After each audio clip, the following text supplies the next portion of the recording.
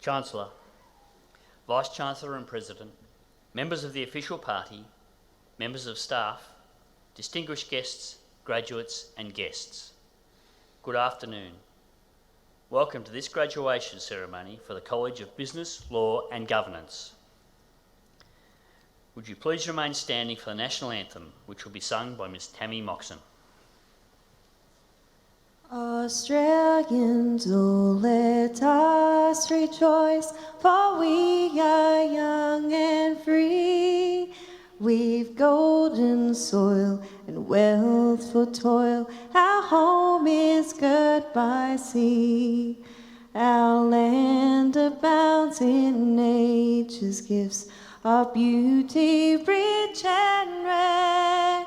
In history's page, let every stage advance Australia fair.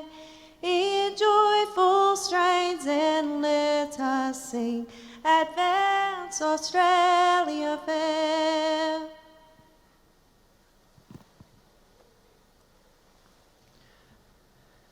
Will the Assembly please be seated?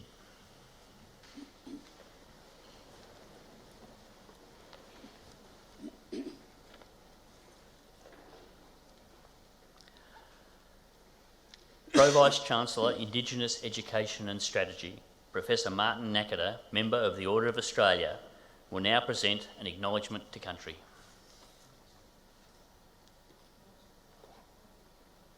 James Cook University has a long-standing tradition in acknowledging and paying respect to Aboriginal and Torres Strait Islander people who have occupied Australia for 60,000 years. Indigenous people's relationship to their countries and seas rests on the understanding that the earth is our mother, the mother that gave birth to us all and provides for us every day.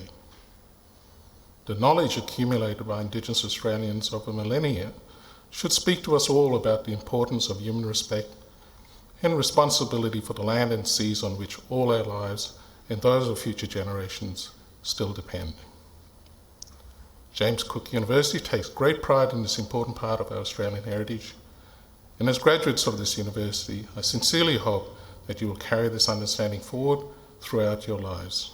Thank you and congratulations on your achievements.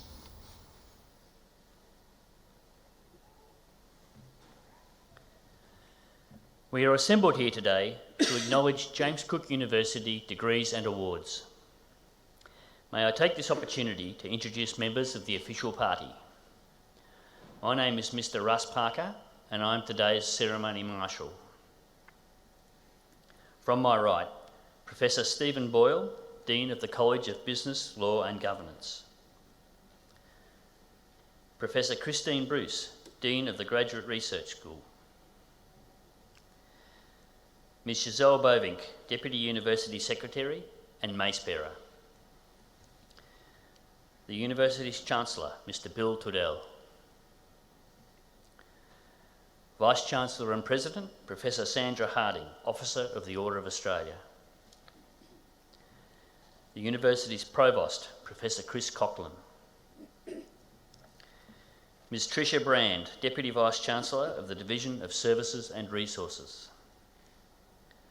Professor Stephen Naylor, Chair of the University's Academic Board.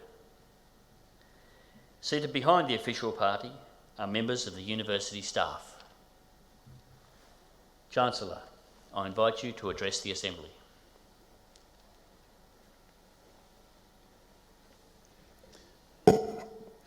Good afternoon. I warmly acknowledge today Professor Sandra Harding, AO, our Vice-Chancellor and President, Andrea Della Matea, our distinguished occasional speaker. Andrea has a remarkably successful professional career and a strong connection to JCU as one of our outstanding alumni and as a member of our Singapore Campus Advisory Board. Andrea is based in Singapore and we are very grateful she was able to produce and record an address for us, which will be played later on. I acknowledge also Mr Alex Myhill, our outstanding graduate speaker, who has also recorded a heartwarming message for us. Alex's academic prowess was apparent from a very young age. In fact, Alex was just 15 when he started his Bachelor of Science studies at JCU and on our Begaboo Yumba campus that now is in Townsville. I acknowledge also members of the official party, members of JCU's governing body, the council, distinguished guests, ladies and gentlemen, parents, and most important of all, our graduating students. A big thank you also to Professor Martin Nakata, AM, another of JCU's outstanding alumni, for his warm and evocative acknowledgement to country. Martin has made and continues to make a very significant contribution to Indigenous education. Warm thanks also to Tammy Moxon for her stirring rendition of our National Anthem and for her excellent pre-ceremony entertainment. James Cook University conducts our business on the lands and the seas of many of Australia's First Nations people.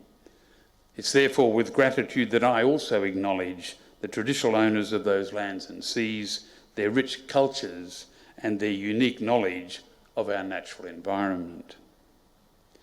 Among the many good aspects of being Chancellor of my alma mater, one of the very best is presiding at graduation ceremonies. 2020 was by any definition a tough year, with COVID-19 altering fundamental aspects of our lives and bringing devastation and disruption to our world. Our hearts go out to all who have suffered loss and continue to do so because of the pandemic. The pandemic prompted a fundamental rethinking and rejigging of how JCU goes about our business. The way our JCU community responded was outstanding, a heartening affirmation of what we can achieve when we all pull together and support each other.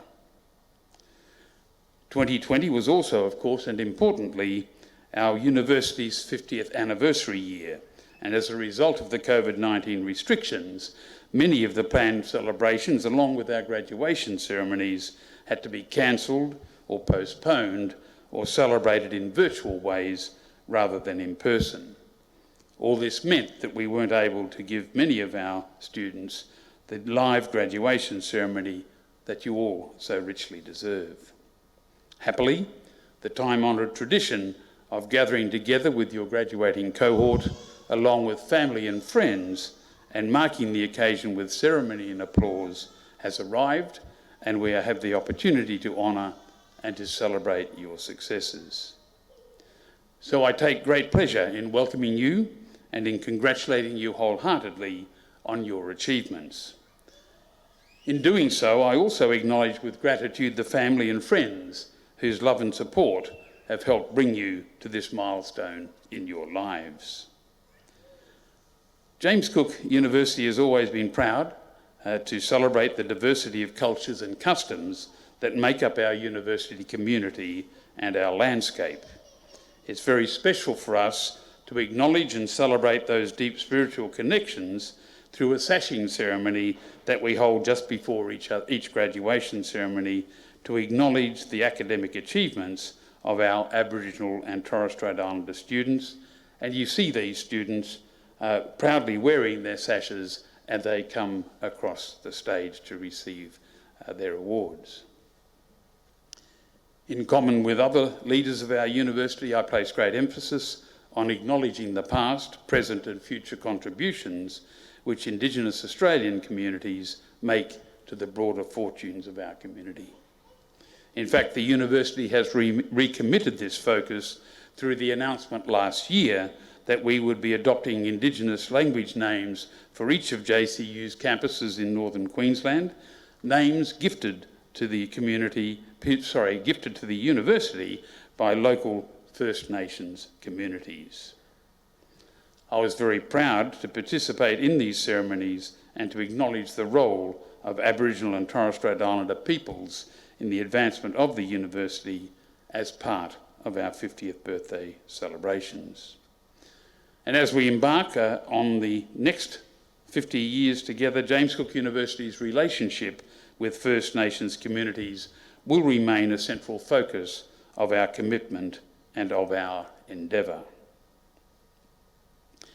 Reflecting on our own history as a university, on 20th of April this year, less than a month away, we wrap up our 50th anniversary year since the Queen signed in person the Act which created James Cook University, an historically unique, literally unique occasion for which my wife Chris and I were both present here in Townsville. Last year we also celebrated 60 years of providing higher education in North Queensland. Ladies and gentlemen, these days JCU ceremonies like graduation ceremonies are dignified and relatively formal events. It seems it wasn't always so. One of our clever JCU staff recently drew to my attention a report that during the speeches at the opening of the University College of Townsville in 1961, the audience gained their first experience of university student pranks when, during the official speeches, students thought it would be amusing to lower a series of animals, a dog and a cat apparently, securely harnessed, from the top of a building right where the speeches were taking place. Students also let off one single loud firecracker nearby. The audience, it seems from the records, were quite bemused by all this. I'm relieved then that today's generation of JCU students are so much better behaved than their predecessors, particularly given that we are live streaming this event. A lot has changed, certainly, over the decades, and JCU has played a part in many positive developments in our immediate region and across the tropics, in fulfilment of our truly visionary mandate that was given to us to be Australia's university for the tropics. JCU has grown to be a world leader in education and research on the tropics. We have become a vibrant, multi-campus university, a long way from the humbler institution at which I commenced studies in 1968. Our 50 years as JCU, in our 50 years as JCU, over 50,000 graduates have proven the success of the JCU approach to teaching, learning and research. Our graduates have made significant contributions everywhere you look, playing vital roles in business, as educators, as diplomats, as vice-chancellors, health professionals, community leaders and chief executives. The point I'm making is that in graduating today, you are joining the ranks of some very high-achieving JCU alumni. To name just a few, Ms. Deb Noller, a successful startup entrepreneur and creator of the global business Switch Automation. Ms. Noller received the Chancellor's Outstanding Alumnus Award in 2017. Aaron Guilfoyle, a JCU law graduate who was Queensland's first independent work, health and safety prosecutor. In fact, Aaron's mother, Marjorie Pagani, is a member of JCU's council that I chair and chair of our Audit, Risk and Compliance Committee. Then there's the author and Queensland magistrate Cathy McLennan, Australia's former ambassador to Spain, Julianne Guevara, a Torres Strait Islander who was the first Indigenous officer in the Department of Foreign Affairs and Trade to be promoted to the senior executive service level, which is a marvellously important milestone in Australia's diplomatic history. And outstanding alumnus and JCU Council member Judge Gregory Lynham, Judge of the District Court of Queensland in Townsville, who was the first JCU law graduate to be appointed as a judge. I could go on and on with impressive examples of those who have gone before you as JCU graduates making a mark on the world. But you'll be relieved to know I'll let those few examples illustrate my point. Especially given that my wife Chris and I are both graduates of James Cook University, a particularly pleasant aspect of my role is to welcome you all, JCU's new graduates, into our alumni family. As JCU's 50th anniversary comes to an end, we can be confident that you, our graduates, have made and will make a significant difference in our community. One of the most uplifting aspects of my role as Chancellor is seeing you all walk across the stage to receive your awards. This will be the time for your family, your friends, your supporters to applaud and cheer you with all the energy they can muster. But please, no firecrackers. Wherever you are in the world, please do keep in touch with JCU. I and many others look forward to hearing of your adventures and successes in the future. Thank you all very much.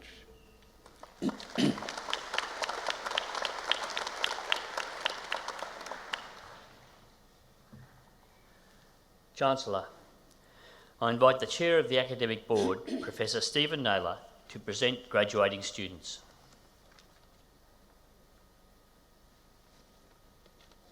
Would all graduating students please stand?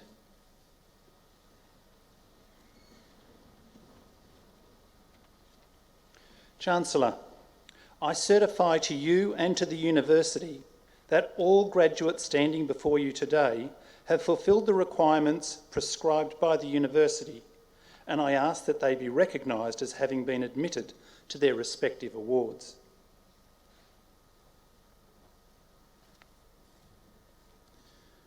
In the name of the University Council and by my authority as Chancellor, I recognise candidates so approved and congratulate and warmly welcome you as James Cook University alumni.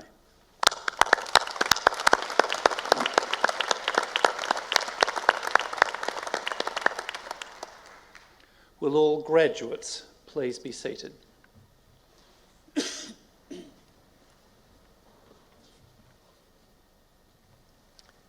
Chancellor, a Doctor of Philosophy degree takes a special place in our graduation ceremonies.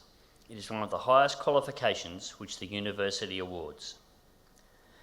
This degree is awarded for the successful completion of a significant piece of independent research, sustained in its scholarly character and one which makes an original contribution to the field. External examination is always involved. 6 candidates will be presented this afternoon.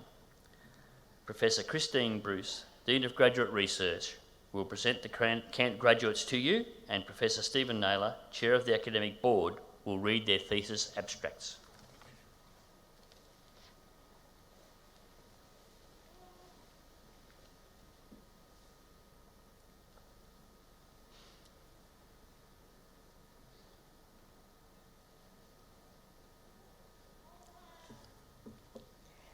Rhonda Marie Emerson. Dr. Emerson's studies were undertaken in the discipline of law under the supervision of Associate Professor Anna Blackman and Associate Professor Noni Harris. Chancellor, Dr. Emerson undertook an interpreter's phenomenological approach and gathered data with in-depth interviews informed by phenomenology to explore and understand the preparation of parents for family dispute resolution in regional Australia from the perspective of parents, family dispute resolution practitioners and lawyers, screening parents for psychological distress in order to offer more timely referrals and intervention to assist in effective preparation is a key recommendation of the research findings. Chancellor, I present Dr. Emerson.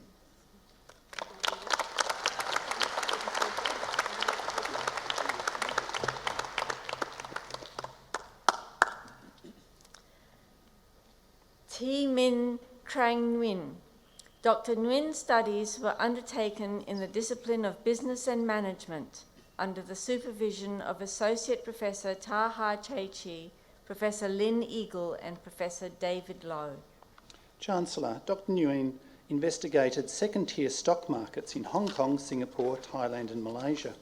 She found that second-tier stock markets exhibit tendencies towards efficiency and contribute to macroeconomic development both directly and indirectly through the channel of main stock markets.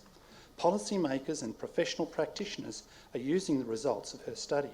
Chancellor, I present Dr. Nguyen.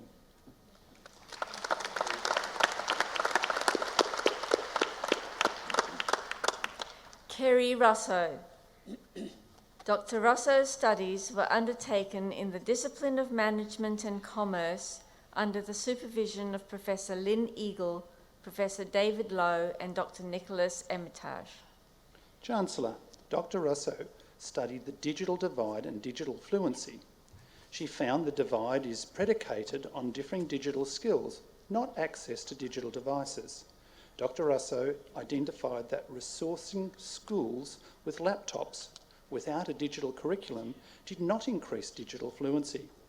If the digital divide is to be conquered, schools must be appropriately resourced to advance digital fluency. Chancellor, I present Dr. Russo.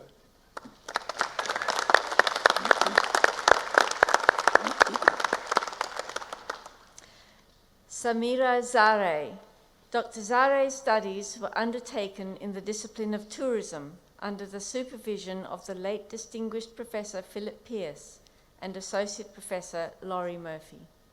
Chancellor, Dr. Zare explored the role of heuristic biases involved in recall and evaluation of tourists' destinations.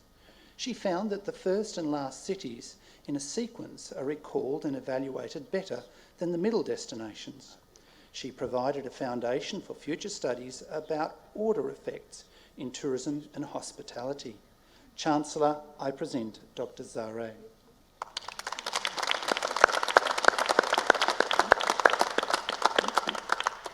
Chancellor, this concludes the presentation of Doctor of Philosophy Awards.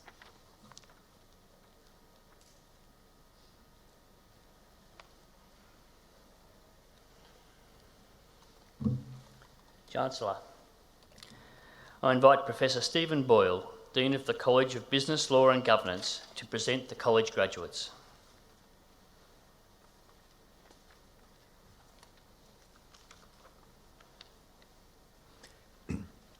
Chancellor, I present graduates admitted to the degree of Bachelor of Business, Sonia Arnold.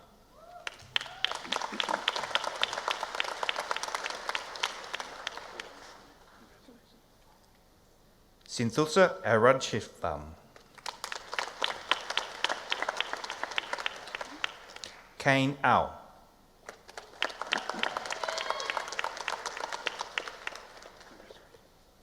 Liam Nevden Baker.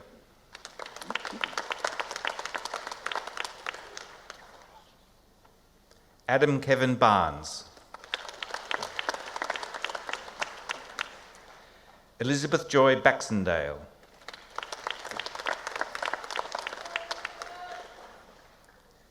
Kate Adele Beale.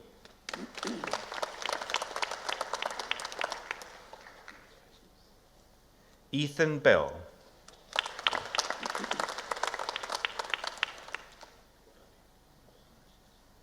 Addie Bowie.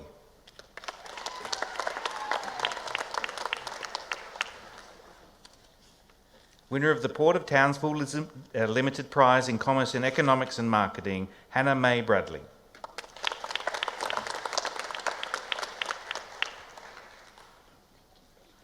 Michaela Wynne Brand.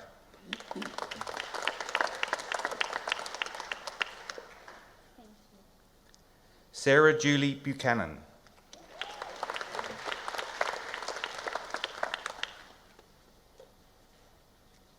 Hannah Courtney Burden.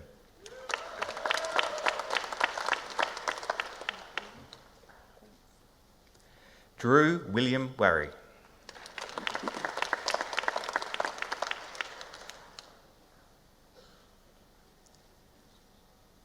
Brianna Jean Carlisle.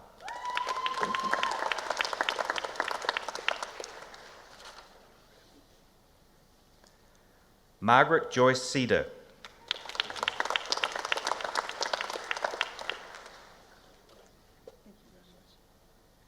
Hayden William Chapman.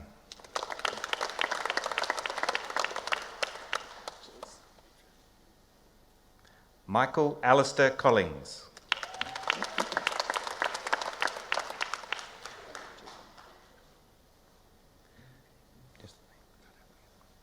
Ebony May Koriakula.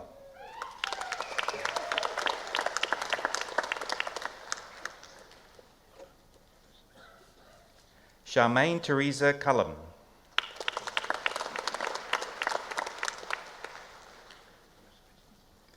Siobhan Page Davies.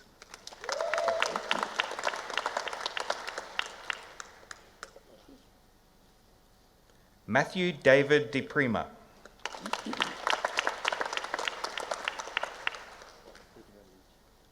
Kayla Elizabeth Dodd.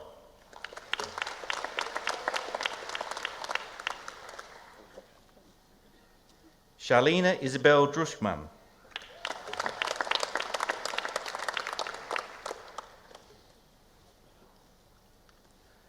Amore Eckersley.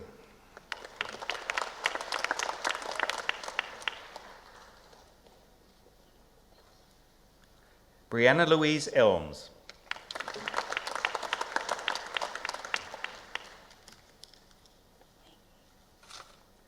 Samantha K. Emmett.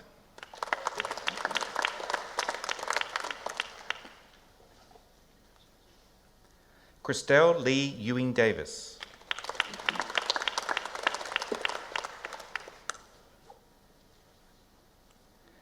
Jake Farrell.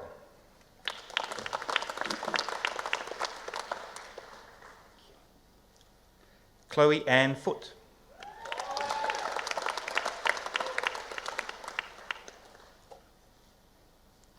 Tani Rachel Ford.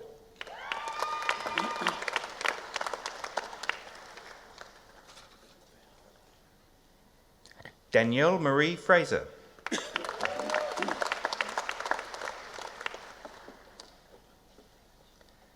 Jeremy Krazel Saibagleya Gabe.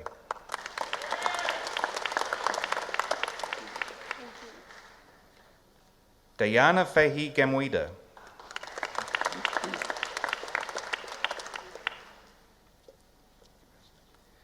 Jeremy Adrian Garcia Avanas.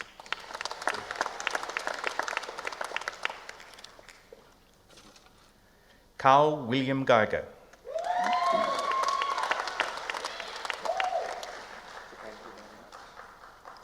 Lachlan James Giarusso.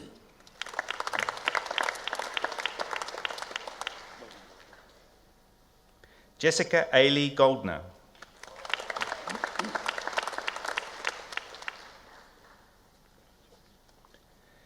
Gursajan Singh.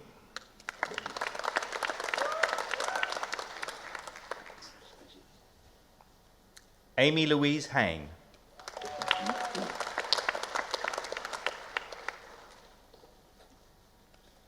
Catherine Margaret Hogan.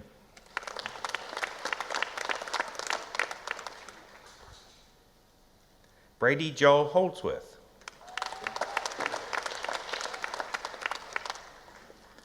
Winner of the Futurist Marketing Tech Excellence Award, Elise Ann Hornblow.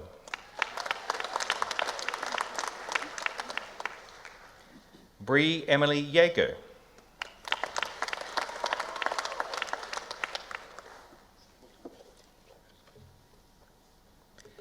Chelsea Ann James.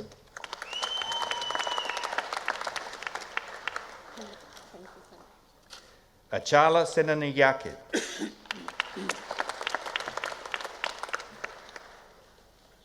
Winner of the Futurist Marketing Tech Excellence Award, Chirono Kate Keme.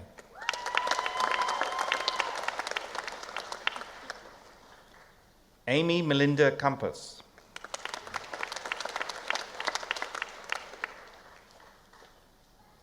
Luke William Lambourne.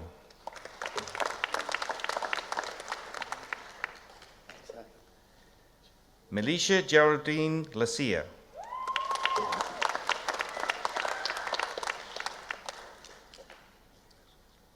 Danica Courtney Law.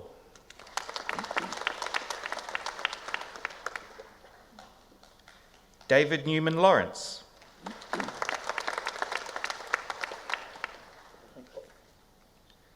Danielle Layug.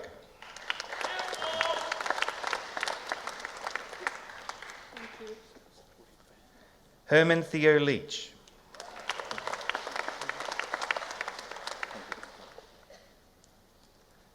Ali James Leet.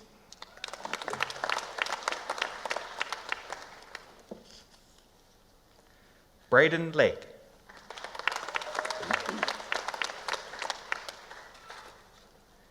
Shayna Bree Leo.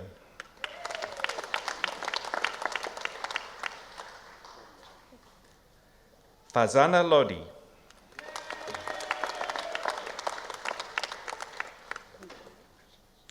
Ramona Tani Lawrence.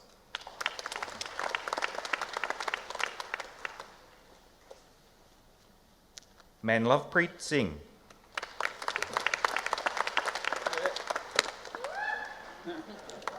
James Alexander McGoffin.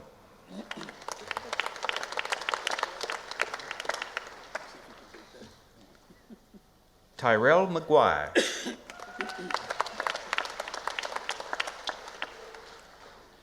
Olivia Page Marbelli.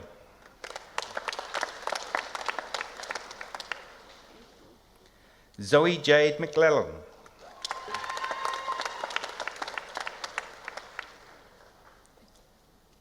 Abby K. MacDonald.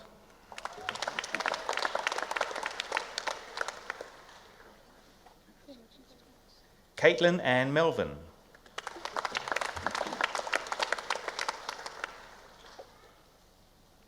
Bethany Jane Miller.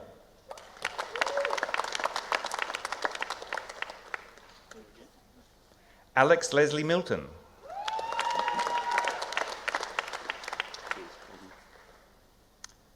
Isse Mohammed Omar.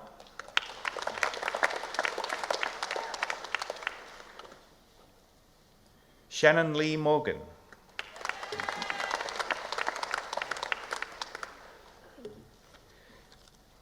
Jordan Mosley.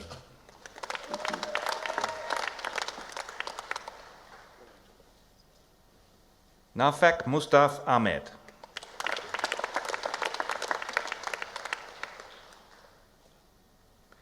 Michaela Jade Newman.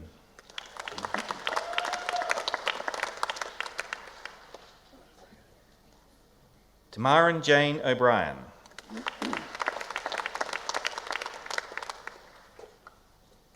Thomas James O'Grady.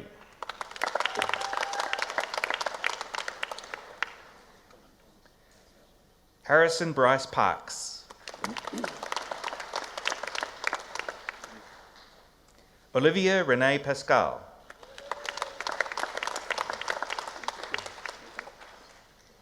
Ben Samuel Perkins.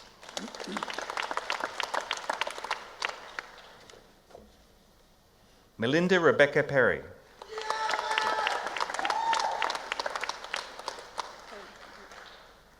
Vignesh Paramal Rathnamkumar.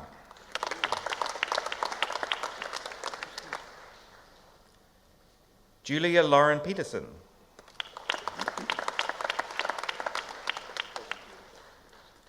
Mitchell John Pilcher.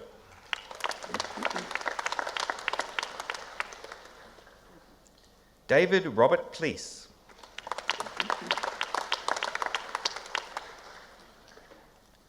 Daniel Thomas Pollock.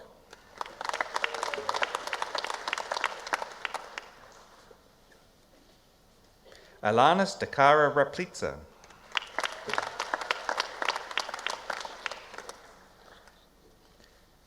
Grace Marie Robinson.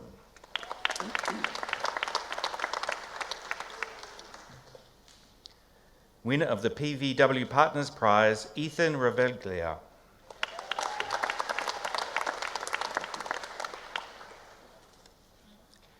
James Mankin Sangma.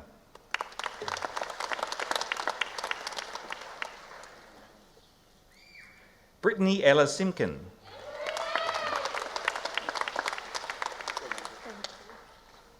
Isabella Teresa Sorrell Sinclair.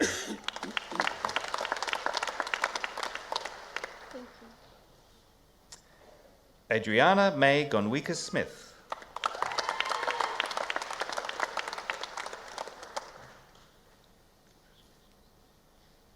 Alexander George Stathoulis.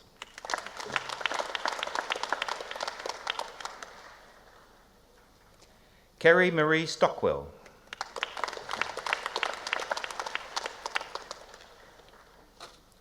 Isabella June Sutcliffe.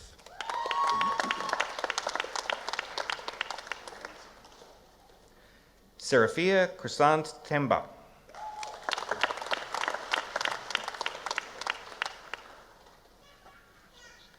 Reshma Mary Robin Thekakara.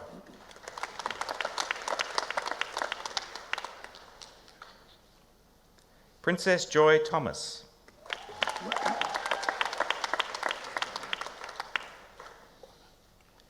Jasmine Trevisan.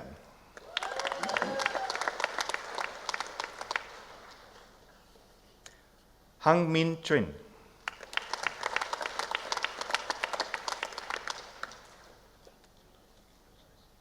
Stevie Marie Van Mierlo.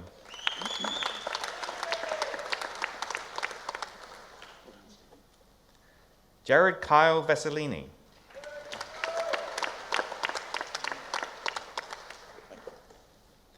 Ashley Jane Walsh.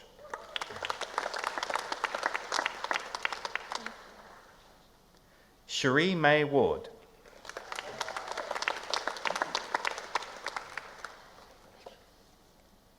Sasha Isles Wasmond.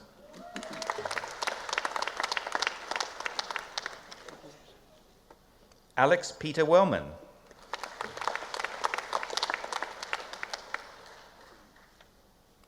Finley Saul Wilkinson.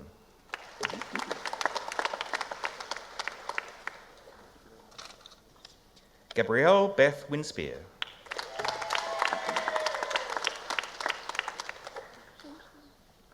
Hannah Amy Wright.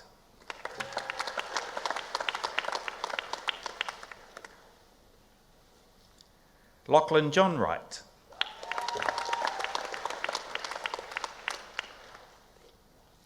Chancellor, I present graduates admitted to the degree of Bachelor of Business with distinction. Jackson Stewart Brooks.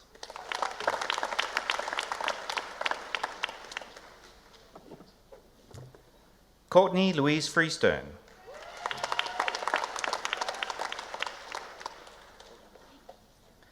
Malithi Amanda Sasheni Gamaje.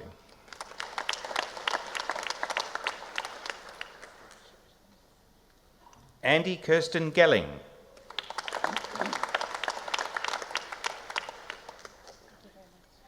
Winner of the Ville Resort Casino Prize, Lewis Grutz.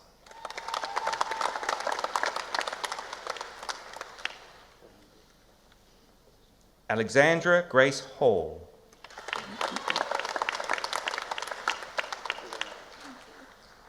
Sarah Jane Hooley.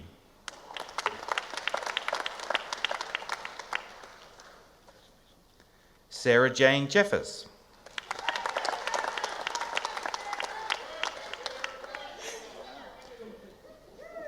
Winner of the Ville Resort Casino Prize, Catherine Rose Murphy.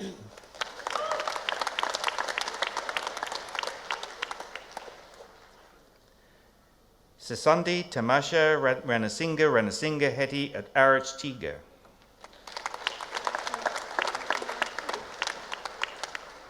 Natalie Ann Smith.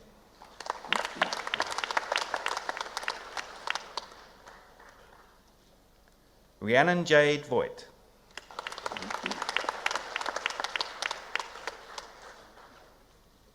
Kobe Marie Vontine Maharaj. Sam Lawrence Waitman.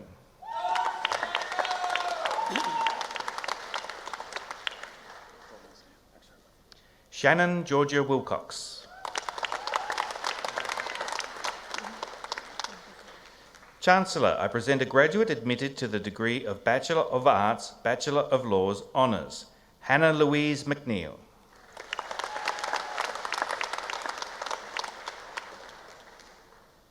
Chancellor, I present a graduate admitted to the degree of Graduate Certificate and Graduate Diploma of Business Administration, Randall Samarasiwa.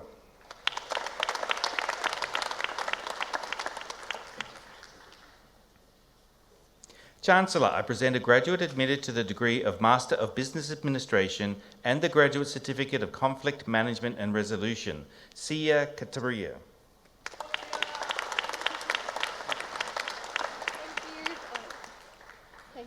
Chancellor, I present graduates admitted to the degree of Master of Business Administration, Adam Charles Blackburn.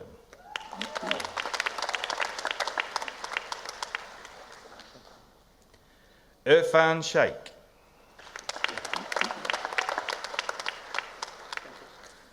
Chancellor, I present graduates admitted to the degree of Master of Business Administration with distinction. Nicholas Gregory O'Connor.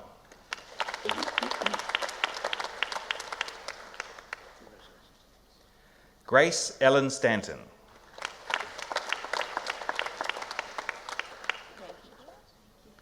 Elvine Rosemary Whitbread.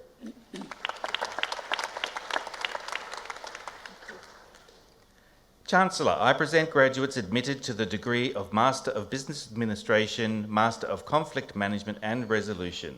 Maria Gabriela Licari.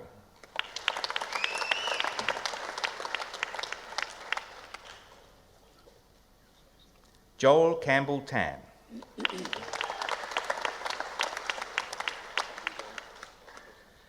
Chancellor, I present graduates admitted to the degree of Master of Business Administration Leadership. Imanka Sajith Rathnayake.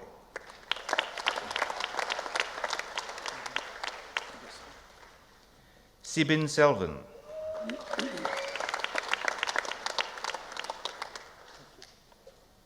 Chancellor, I present a graduate admitted to the degree of Master of Business Administration Leadership with distinction, Marie Ellen Butler. Chancellor, I present graduates admitted to the degree of Master of Business Administration Global, Stephen William Curtis.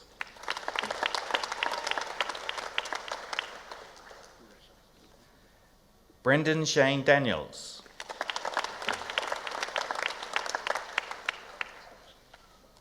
David George Dawson.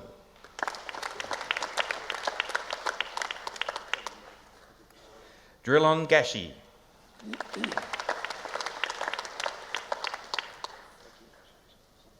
Matthew Stephen King.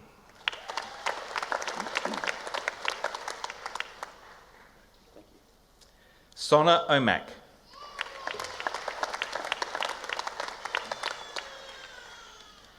Chancellor, I present a graduate admitted to the degree of Master of Business Administration Global with distinction, Rachel Ann Cliff.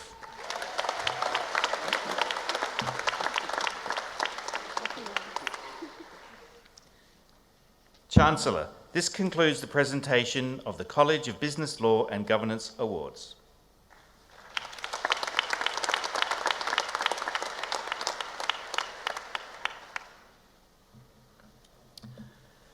Chancellor, I have pleasure in introducing today's occasional speaker, Ms. Andrea Della Matea. Ms. Della Matea is the President of Microsoft Asia Pacific, whose mission is to empower every person and every organisation on the planet to achieve more. Ms. Della Matea has more than 25 years' experience in the technology sector. A student of James Cook University between 1989 and 1992, Ms. Della Matea received her Bachelor of Engineering Computer Systems degree with Class 1 honours in 1993. Ms. Della Matea is also a graduate member of the Australian Institute of Company Directors and currently serves on the Board of Directors for Meals on Wheels New South Wales, the Advisory Board for Habitat for Humanity Australia, and the James Cook University Singapore Advisory Board.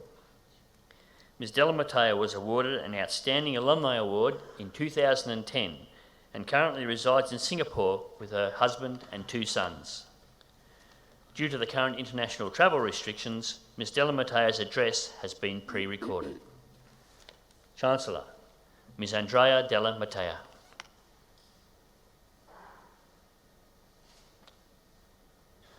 Chancellor, Vice-Chancellor and President, members of Council, members of staff, ladies and gentlemen, and of course, JCU graduates. I'm incredibly honoured to be here with you today to celebrate you and your achievements. Now, who would have ever imagined that a global pandemic would impact the world as it did? And yet, thanks to the incredible team at James Cook University, and technology, of course, we all have the opportunity to be here with you today to celebrate you.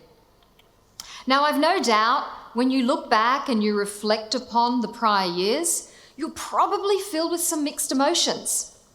On the first day, that sense of excitement starting out on your degree, meeting new students, some from other cities or other countries. many of who may become your lifelong friends, others who might become a future business partner if you have dreams of starting your own organisation to make a difference in the world. And of course, today, your graduation day, that sense of achievement, finally completing your degree. You know, when I look back and reflect upon my time at James Cook, I have so many incredible memories. But what I remember most vividly is the look in my parents' eyes. They were so proud of me, of my achievements, and they were so excited to see me graduate. And I simply could not have made it through my degree without their support.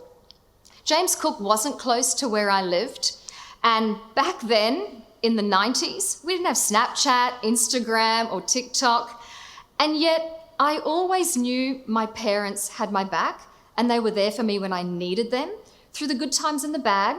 And let's face it, there certainly were some tough days. Now, for some of you graduating today, you may know that same feeling. So I'd like to take a moment to thank and recognise the parents, family members and friends who are here today to celebrate our graduates. Thank you for your unwavering support and guidance for our graduates. It's the advice you give, the values that you impart, that have helped shape and influence who our graduates are today. And you should be incredibly proud, because today is as much about you as it is our graduates. And now to our James Cook graduates, a hearty congratulations. You've made it to graduation. And you're graduating from an incredible university where people are making a difference to create a brighter future for life in the tropics. Okay, so now that you've graduated, what's next? Where to from here now, right? When Professor Harding first invited me to give the occasional address, I had to stop and think, what would be of interest to share with you? I've had so many learnings since I graduated back in 1993, so I asked myself, what would I have loved to know back then on my graduation day? And I've decided to share 3 learnings with you. And the first is to follow your passion. Find something you believe in. Find something that you feel strongly about, to pay it forward and give back to somebody else. When I studied engineering, it was a time when there were very few females studying engineering, and there were very few females in the engineering industry. And that's one of the reasons I'm so passionate about spending time with young female students in high school and university, encouraging them to pursue STEM. And I feel really humbled that I'm invited to speak with young female students. I remember fondly how I spent International Women's Day one year with 500 young female high school students in Sri Lanka. Those girls just blew me away with their hopes and dreams, and big hopes and dreams. One young girl wanted to develop an app to help people with depression, and another young girl wanted to develop an app to help better educate youths in remote locations. Their stories were just so inspirational and so powerful, and I feel really humbled where I'm in a position that I can give back and I can balance my personal passion with my professional career. And that leads me to my second piece of advice. I encourage you to find people who believe in you and your potential.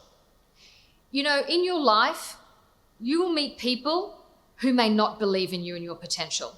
They'll be the naysayers and the critics. Do not let them define who you are. Only you can define who you are, and I encourage you to be the very best version of you that you can possibly imagine. I was very fortunate early on in my career to interview with a young tech entrepreneur. And I still remember, as I was preparing for the interview, I was ready to talk about my history, my results, what I had achieved, and yet the young entrepreneur wanted to focus on my future and what I wanted to do, my aspirations. And in hindsight, looking back, he saw something in me, and that was my potential. When you work with someone who believes in you, and your potential. They give you the opportunity to learn, to take a risk, to fail, and to grow. You know, we all have unlimited potential, but it takes real courage to realise that potential and to be fearless. Lastly, I encourage you to go out there and change the world. The world desperately needs you, now more than ever. Young, hopeful, fearless, passionate people. You know, there are many ways to make money out there, but at the end of the day, all you'll have is money. If you strive to make a difference in this world, then you'll have lived a life worth living. I'm really fortunate that I have the opportunity to work with an organisation that supports and encourages me to do just that. At Microsoft, our mission is to empower every person and every organisation on the planet to achieve more. And that's what inspires me. It's knowing that every day we're making a difference. We're helping young girls in Sri Lanka to beat the odds. We're helping entrepreneurs to fulfill their dreams, and we're empowering the planet. So I encourage you, go out there and change the world. Leave your mark in the sand. Think about the difference that you want to make. And with that, I'd like to congratulate you again on your graduation day and wish you all the very best for success. Cheers.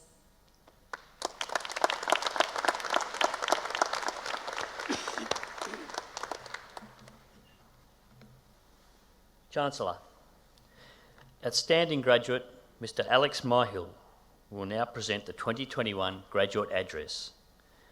Mr. Myhill's address has also been pre-recorded.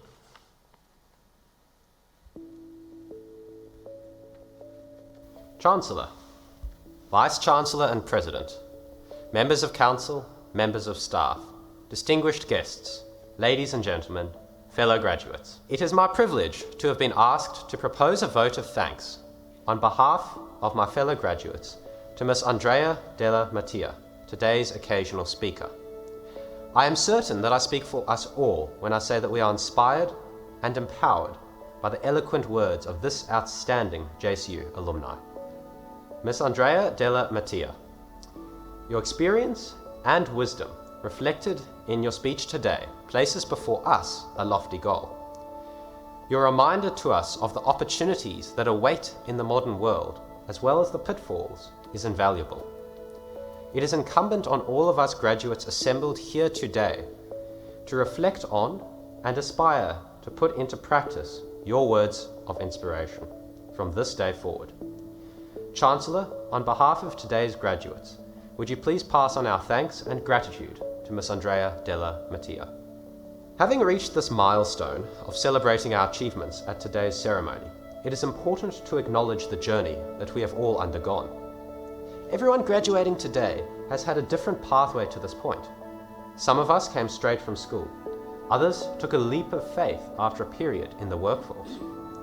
There are several common factors, however, that bind us together. The first is the support of our parents, family, and friends. Tertiary education, whilst exciting and uplifting, can be very demanding and stressful. Throughout the journey that we have taken, these great people have shared in our successes, comforted us in our failings, acted as our confidants when we questioned our own abilities, and for some, been a shoulder to cry on. You have enriched our lives and enabled our journey of growth and learning. You have and deserve our eternal gratitude, and, dare I say it, you can finally breathe a sigh of relief on our behalf. Graduates, please stand and turn towards your family and friends here today and join me in a vigorous round of applause.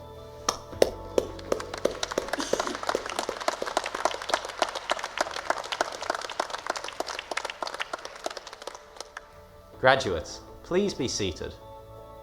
Another common factor that binds us all together is the staff that we have learned from. Physics tells us that getting information out of a black hole is not possible.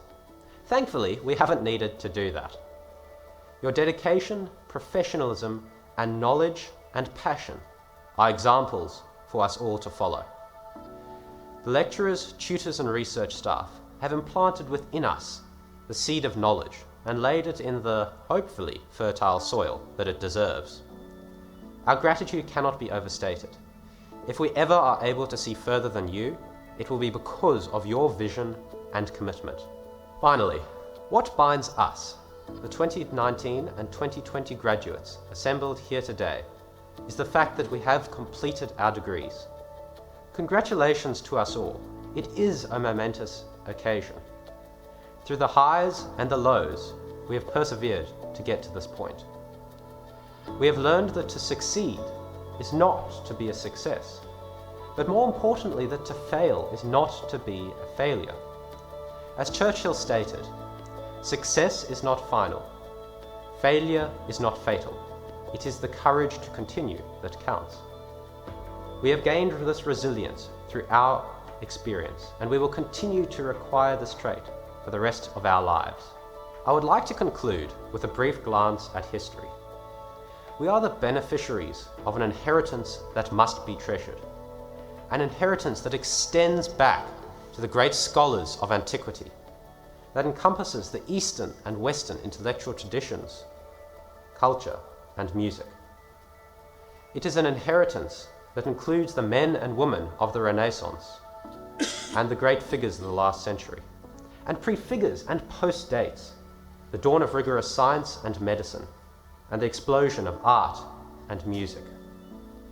These factors exemplify the pursuit of knowledge and the refinement of culture that are universal to all humankind.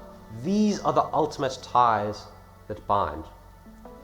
This is our torch to bear throughout life. It is our role to never let the flame of curiosity and the fire of discovery and the spark of creativity die. Let this day, therefore, not be the end of our journey, but merely the start. God bless our family and the staff who made this day possible, and God bless everyone who will graduate today.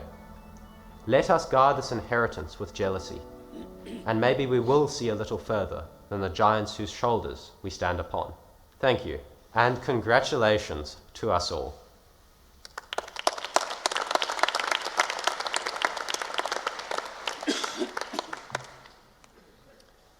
Chancellor, I now have the pleasure of inviting the Vice-Chancellor and President, Professor Sandra Harding, to deliver the closing address.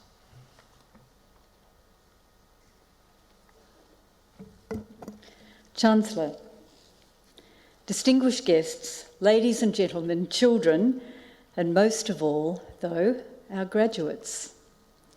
I'm here to congratulate you, our graduates, and I do so most warmly and sincerely. You have achieved something important, really something mighty, by being here today. You have stayed the course and met the requirements of your degree program, and you enter the world in a new way as a James Cook University graduate, now a member of the JCU alumni. You deserve my very best congratulations and those of everyone in this auditorium. We celebrate you and we honour you. Well done, graduates, well done.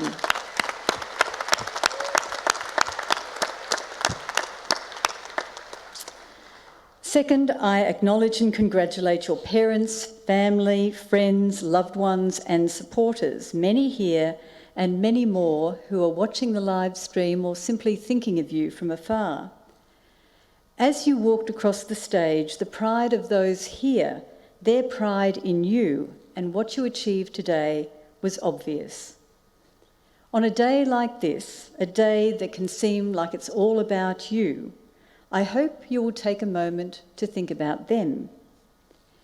In many ways, your parents' or carers' job over many years, from the time you were born, has been to practice letting you go. Certainly to love you, to help you, to guide you, and to provide what they could for you. But ultimately, their job is to let you go, to become your own person. Until you become a parent or grandparent or carer, you cannot know what this letting go is like. Watching you grow and achieve, seeing you struggle and succeed, and not knowing how or if they can help, while hoping that you make choices worthy of you. That watching is joyful and hard and sad and wonderful all at once. Your other family members, your friends and supporters have had a similar job, to be there with you and for you, to help you along your way as best they can, but to let you be who you are, who you want to be. Graduates, my point is that this letting go is a very difficult task, and all these people here today, or thinking of you from afar, who have loved and supported you as long as they have known you, they deserve my very best congratulations for all they have done for you, and they deserve yours too. Once this ceremony is concluded, please take a moment to tell them so, for surely you wouldn't be here without them. Strangely, perhaps, the job of your professors and lecturers and the professional and technical staff of the university is rather the same as those others we acknowledge today. While our engagement with you hasn't been for as long, we too have watched you develop, and our job has been to guide and to help you as you work towards achieving your qualification. So I congratulate and thank my university colleagues for the important role they have played on your educational journey. Know that we're here to help you as best we can, but we are also in the business of letting you go, to develop and grow from here. Now, with thanks delivered, you might think that my job in this ceremony is done. Not so. My job is to give you the last word from the university, and that last word, in just a few moments more, focuses on you and on what happens from here. The late 1990s movie Sliding Doors, starring Gwyneth Paltrow, explored the consequences of making a particular choice. The central idea is that the choices we make at any moment will take us in one direction, whereas a different choice made at that same moment might have very different life consequences. It wasn't a great movie and far from a startling box office success, but that central idea about the possibility of different lives lived as a result of our choices is intriguing, and it rings true for many of us. Graduates, in the spirit of letting you go, it is your choices from here that I want to speak with you about. I put it to you today, as you sit here, and for the rest of your professional life, there are two critical questions facing you. How you choose to respond to them is up to you and you alone. Together, your response, what you choose, will determine your life's course. Here's the first question. Can you do what needs to be done? Can you do what needs to be done? Now, answering this question might seem easy. Each and every one of you has already shown that you are capable and that you can do what needs to be done. While working towards achieving your goal of completing your degree program, you were tested, you endured, you succeeded.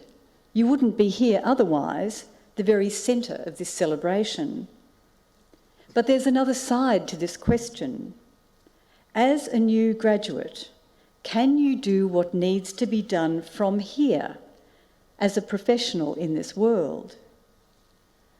While a good income and community esteem are often linked to professional practice, it is service that lies at the heart of being a professional. Indeed, all professions serve others in one way or another. Some have legal obligations to do so.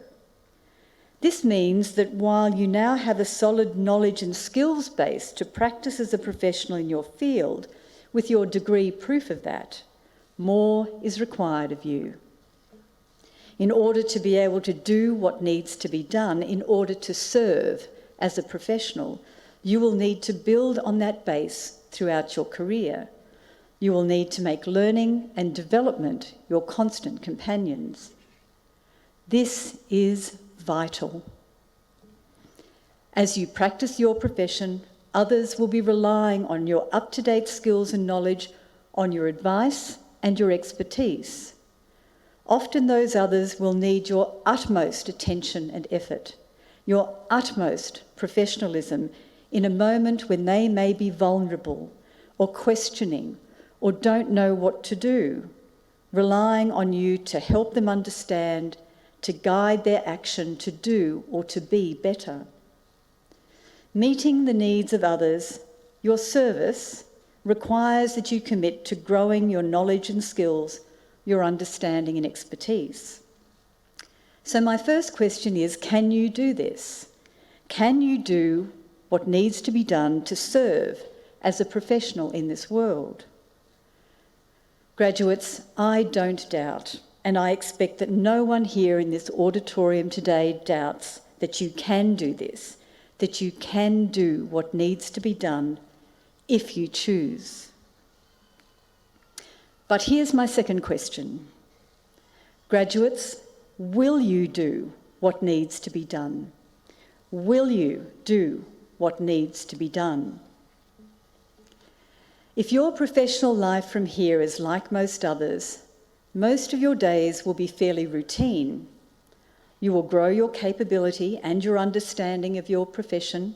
You will serve. You may even become a leader in your field whom other professionals look to for guidance and advice. On those routine days, you will meet others' needs as required, and you will practice your profession by simply getting on with the job that you've committed to do. But graduates, there is nothing surer than this. From time to time, among those many routine days, there will be days of extraordinary intensity and hard choices. At those times, despite all your commitment to learning and growing your knowledge and expertise, despite all your experience and understanding, there will be moments when you are truly tested to a point where you feel you don't know, where it all seems too hard. There will be times when you must choose between what others need and what you want. There will be times when you must choose between an easy path and the right path. What you choose at these times, these most difficult of times, that will come to you as they do to us all, is full of meaning for those who are depending on you, and for you as a professional and as a person. It is in these moments that you will need to find strength and courage. You will need to find your will to do what needs to be done. Making the choice to do what needs to be done when it is hard and you'd rather not, when you yourself might be criticised or feel at risk, will test your strength and your courage. Making the choice to do what needs to be done in these moments will test your honesty and your humility. It will test your ethics and your integrity. It will test your worth as a professional. But most of all, making the choice to do what needs to be done will test who you really are and who you have become. Your choice at those moments, and those moments will come to you, your choice at those most difficult moments will define you as a professional and as a human being in this world. Graduates, your parents, friends, loved ones and supporters chose to do all they could for you, and they choose to let you go, to be your own person, to write your own script in this world. By means of their love and support for you, they have chosen you and all your promise. And here they are again, in this place, or thinking of you from afar. As hard as it is, they are doing their very best to let you go, to make your own choices from here, for you to decide what sort of professional, what sort of person you will become.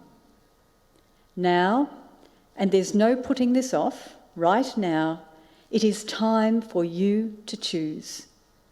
Will you commit to doing what needs to be done, easy or not, whether you want to or not?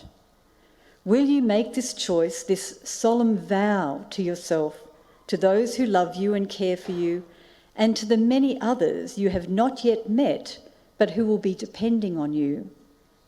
Will you do this and set your life's course to become the professional, to become the person you were always meant to be? Graduates, I urge you to think deeply on this.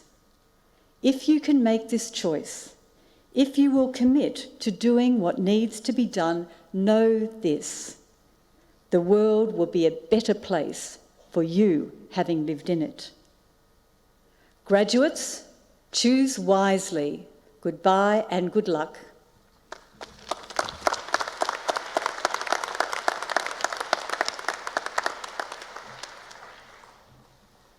Chancellor, the successful staging of this ceremony is the culminative effort of many university staff. I would like to thank the ceremonies and examination officers for their coordination of this ceremony.